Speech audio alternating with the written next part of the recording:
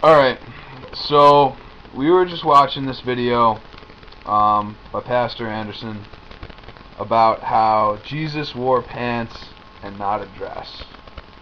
Now, in the sermon, he speaks about how, Jesus was wearing a pair of pants, and he quotes Exodus, what was it? It's Exodus 29:42. Exodus 29:42, which says, You must also make linen drawers for them to cover their naked flesh from their loins to their thighs. Alright. Now what he's saying is that instead of undergarments, which apparently some heathenist preacher said that that's what the Bible was talking about, he's referring to a pair of pants. Now, it sounds like, because he quoted just that and not the previous section of Scripture which says, robes. Right. Exodus 39. Right, from 39 on. The tunic of fine linen shall be brocaded, the mitre shall be made of fine linen, the sash shall be of variegated work. Likewise, for the glorious adornment of Aaron's sons, you shall have tunics and sashes and turbans made. With these you shall clothe your brother Aaron and his sons. Anoint and ordain them. Consecrate them as my priests. So he's telling the priests, like, he's pretty much just setting down a dress code for the priests, which doesn't sound all that bad. He's talking about tunics and sashes and turbans, which, didn't just come along with the advent of Islam. Ooh. Also, I'd like to note that this is Exodus 29, so a good long while before Jesus. Yeah. So, good long while. Basically, this pastor's argument is obviously flawed, just in the way that you can't quote the Bible as history. I mean, it can be used in some cases as like an alternate story to historical facts, but when you start using it as just the only source is when you get yourself into trouble.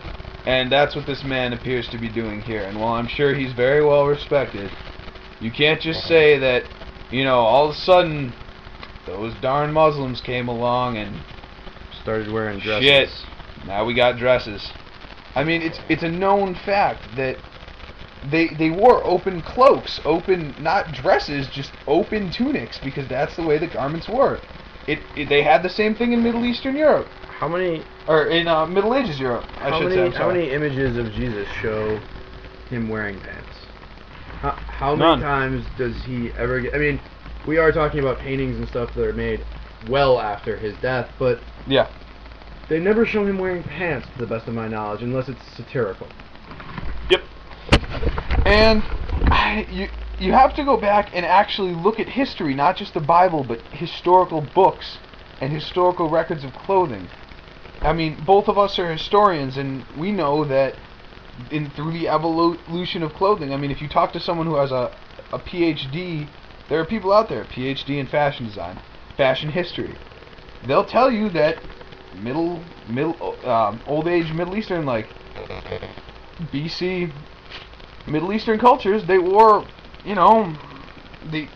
wore the underbreeches as underwear, and then they wore cloaks and tunics and turbans and stuff. Everybody. I mean, regardless of whether they were Muslim, Jewish, or early Christian. And the Romans did too. I mean, look at all the documentation we have of Roman clothing. The tunic for a Roman soldier, a Roman legionary, was a knee-length dress-looking garment. A toga was just a bolt of cloth wrapped around your body.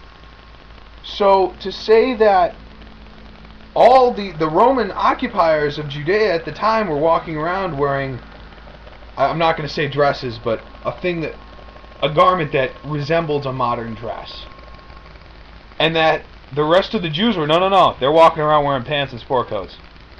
Yep. That's historical fact. Word of gospel. No.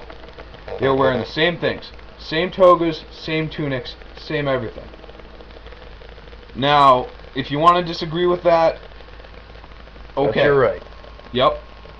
But if you look back at historical fact and don't just use the Bible as your only source, you can find that, in fact, there were, no record of pants. No record of pants. Thank you.